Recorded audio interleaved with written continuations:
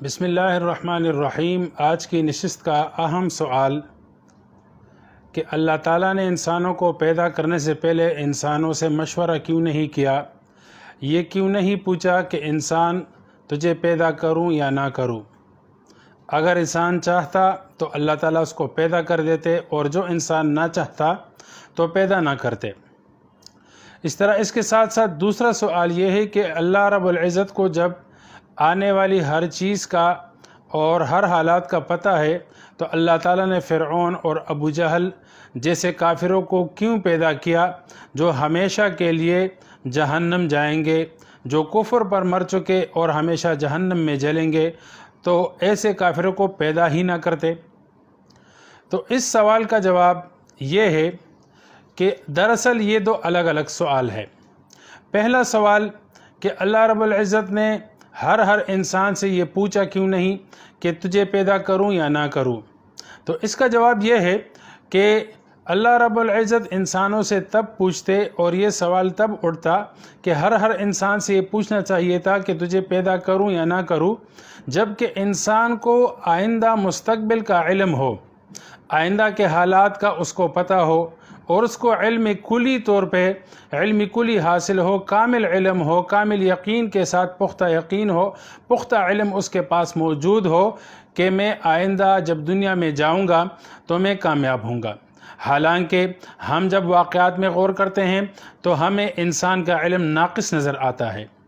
انسان دنیا میں اپنے کاروباری پلان یا کوئی بھی کرنے والا کام ہو، اس کے لیے فیوچر پلان بناتا ہے، اور اس کو کامل یقین ہوتا ہے کہ میرے پلان کے مطابق اگر یہ کام ہو گیا تو میں اس میں کامیاب ہوں گا۔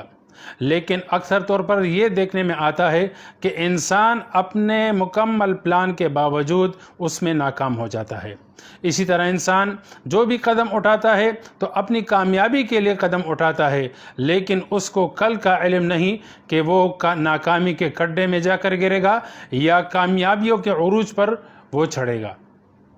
تو انسان کو آئندہ کے حالات کا علم نہیں، اس لیے اللہ رب العزت کا ان سے پوچھنا، ہر انسان سے سوال کرنا کہ تجھے پیدا کروں یا نہ کروں، پیدا کروں تاکہ تو کامیاب رہے۔ تو جو انسان کامیاب ہوگا وہ اپنی پیدائش کی اجازت دے گا، اور جو ناکام ہوگا تو وہ اپنی پیدائش کی اجازت نہیں دے گا۔ یہ سوال تب درست ہوتا، یہ مشورہ تب درست ہوتا جب انسان کو آئندہ کے حالات کا اور اپنی کامیابی اور ناکامی کا کامل طور پر علم ہوتا۔ جبکہ اللہ رب العزت نے جتنے بھی انسانوں کو پیدا کیا اپنے حکمت کے تقاضوں کے مطابق پیدا کیا، اور اللہ کی حکمت کامل اور مکمل ہے۔ انسانی علم اللہ کی حکمتوں کے مقابلے میں کوئی حیثیت نہیں رکھتا۔ اب دوسرا سوال کہ جو لوگ کفر پر مرے یا مریں گے اور آئندہ آخرت میں ہمیشہ کی ناکامیوں کا شکار بنیں گے اور ہمیشہ جہنم میں جلیں گے، جیسے فرعون ہے، ابو جہل وغیرہ، تو ان کو اللہ تعالیٰ نے کیوں پیدا کیا؟ اگر اللہ پیدا نہ کرتے تو یہ ہمیشہ کے لیے جہنم کا ایندھن نہ بنتے۔ تو یہ سوال اس لیے کیا جاتا ہے ملحدین کی طرف سے، ایتھیسٹ کی طرف سے، منکرین خدا کی طرف سے، یہ سوال اس لیے کیا جاتا ہے چونکہ اسلام کا جو فلسفہ حیات اور موت ہے، اس کے بارے میں کم علمی یا ناقص علم ہوتا ہے۔ اگر ہم اسلام کا فلسفہ موت و حیات کو سمجھ لیں تو یہ سوال بالکل بھی ذہن میں نہیں آئے گا۔ فلسفہ موت و حیات کیا ہے؟ قرآن کریم میں اللہ رب العزت نے صاف الفاظ میں ارشاد فرمایا، خلق الموت والحیات لیبلوکم ایکم احسن عملا، کہ ہم نے موت و حیات، زندگی اور موت کا یہ نظام اس لیے چلایا، لیبلوکم ایکم احسن عملا، تاکہ ہم تمہارا امتحان لیں کہ کون بہترین عمل کرے گا۔ تو اس سے معلوم ہوا کہ یہ دنیا دار الامتحان ہے۔ اللہ رب العزت نے تمام انسانوں کو اور جنات کو امتحان کے لیے پیدا کیا۔ اب اگر اللہ رب العزت نے ایگزام ہال میں انسان کو بٹھا دیا تو اگر اس کی تیاری میں اللہ رب العزت سے کوئی کوتاہی ہوئی ہو تو پھر تو سوال ہو سکتا ہے کہ مجھے تیاری کرائی نہیں اور مجھے گائیڈ کیا نہیں، اور پھر بھی مجھے امتحان حال میں بٹھا دیا تاکہ مجھے ناکامی کا سامنا ہو۔ جبکہ اللہ رب العزت نے انسانوں کو امتحان میں بٹھانے سے پہلے، اس دارالامتحان میں بھیجنے سے پہلے بھی اور بھیجنے کے بعد بھی انسان کی مکمل رہنمائی فرمائی، اور وہ یہ ہے کہ اللہ رب العزت نے عالم ارواح میں تمام کے تمام ارواح کو پیدا کیا، انسانی روح کو پیدا کیا اور ان سے اپنی ربوبیت کا اقرار کروایا،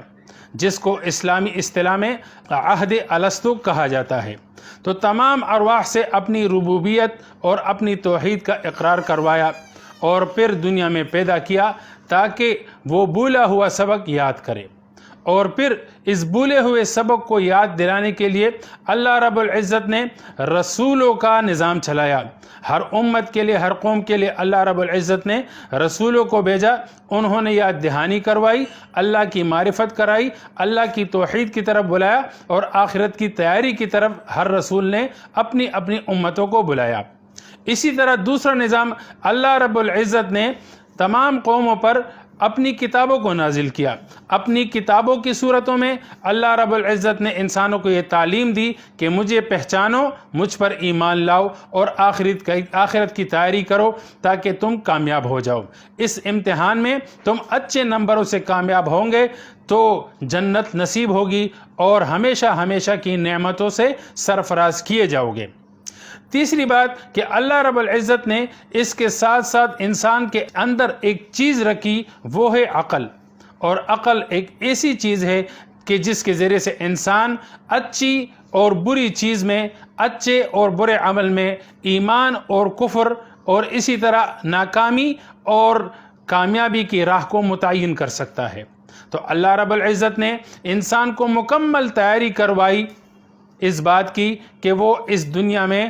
امتحان میں کامیاب ہو جائے۔ رسولوں کے ذریعے سے بھی یاد دہانی کرائی، کتابوں کے ذریعے سے یاد دہانی کروائی، اور انسان کی فطرت کے اندر ایک ایسی چیز رکھی جس کو عقل کہا جاتا ہے کہ وہ اپنی فطری صلاحیت اور عقل کی بنیاد پر وہ اچھائی اور برائی میں تمیز کر سکتا ہے۔ اب اللہ رب العزت نے ابو جہل اور اس طرح فرعون اور دیگر کفار کی طرف اپنے پیغمبروں کو بھیجا، اللہ کی تعلیمات سنائی گئی، اللہ کی معرفت کرائی گئی، اللہ کی توحید کی دعوت دی گئی اور اچھائی اور برائی کی تمیز بتائی گئی۔ اب یہ اس انسان کی اپنی نالائقی ہے، فرعون کی اپنی نالائقی ہے، ابو جہل کی اپنی نالائقی ہے کہ اس نے اپنے رہنما کو اور اپنے استادوں کی تعلیم کو لیا نہیں اور اپنی عقل کی بنیاد پر اس نے غلط راستے کا چناؤ کیا۔ یہ ایسا ہی ہے کہ اگر کسی طالب علم کو امتحان حال میں بٹھا لیا جائے تو وہ یہ سوال کر سکتا ہے کہ مجھے کلاس میں پڑھایا نہیں گیا، مجھے استاد نے کچھ سمجھایا نہیں، مجھے کتابیں نہیں دی گئی، تو مجھے امتحان میں کیوں بٹھایا گیا؟ لیکن اگر کسی ادارے، کالج اور اسکول نے طالب علم پر مکمل محنت کی، استاد نے سمجھایا، اس کو کتابوں کا سیٹ دیا گیا، سلیبس دیا گیا اور اسی طرح لکھایا پڑھایا گیا، امتحان کی تیاری کرائی گئی اور پھر اس کو متعین وقت پر امتحان حال میں بٹھایا۔ اب امتحان حال میں وہ اگر محنت کر چکا ہے، امتحان حال میں جو سبق یاد کیا، صحیح لکھا پیپر میں، تو وہ کامیاب ہوگا، اور اگر غلط لکھا تو یہ غلط لکھنا اور امتحان میں ناکام ہونا یہ اس کی اپنی نالائقی ہے۔ یہ کالج پر، کسی تعلیمی ادارے پر سوال اٹھانا بالکل بھی نہیں بنتا، اور اپنے استادوں پر سوال نہیں بنتا، ادارے پر سوال نہیں بنتا، اور اسی طرح سلیبس پر سوال نہیں اٹھتا۔ یہ نہیں کہا جا سکتا کہ جب استاد کو طالب علم کی نالائقی کا پتہ تھا تو اس کو امتحان میں بٹھایا کیوں؟ اگر ایک طالب علم ناکام ہو گیا اور اس کو ذلت اور رسوائی کا سامنا کرنا پڑا اور فیل ہونے کی رسوائی اس کو اٹھانی پڑی، اور اس کے والدین آ کر ادارے میں شکایت کرے کہ جب آپ کو پتہ تھا کہ ہمارے بیٹے نے فیل ہونا ہے، اس کو کچھ یاد نہیں، وہ نالائق ہے، وہ محنت نہیں کرتا، سبق یاد نہیں کرتا، تو آپ نے بٹھایا کیوں؟ امتحان حال میں آپ کو بٹھانے کی اجازت کس نے دی؟ تو ادارے کی طرف سے یہی جواب ملے گا کہ ہم نے اس کو تیاری کرائی، سبق سمجھایا، کلاس میں اس کو حاضر کیا، اس پہ پابندی کرائی گئی، سبق سنا اور پھر ہم نے اس کو بٹھا دیا، اگرچہ ہمیں پتہ تھا کہ آپ کا بچہ نالائق ہے، لیکن ہماری محنت پر سوال نہیں اٹھنا چاہیے، بلکہ آپ کے اپنے بچے کی نالائقی ہے کہ اس نے استاد کا سبق نہیں لیا اور خود ناکامی کا راستہ چنا۔ تو اسی طرح اللہ رب العزت نے انسان کو ہدایت کے لیے اور رہنمائی کے لیے رسولوں کا نظام چلایا، کتابوں کا نظام چلایا، اور اسی طرح عقل دی تاکہ اچائی اور برائی میں انسان خود بھی تمیز کر سکے اور آخرت کی تیاری کر سکے۔ اب اگر فرعون نے اور ابو جہل نے اپنے رب کی تعلیمات کو، رسولوں کو اور کتابوں کو اپنی غلط عقل اور فہم کی وجہ سے، اپنی نالائقی کی وجہ سے ٹکرا دیا اور غلط راستے کو چنا، تو یہ ان کی نالائقی ہے۔ یہ رب اور پیدا کرنے والے کی پیدائش اور پیدا کرنے والی کی خلقت پر اور خالقیت پر سوال نہیں اٹھایا جا سکتا۔ اللہ رب العزت ہم اور آپ کو صحیح سمجھ کی توفیق عنایت فرمائے۔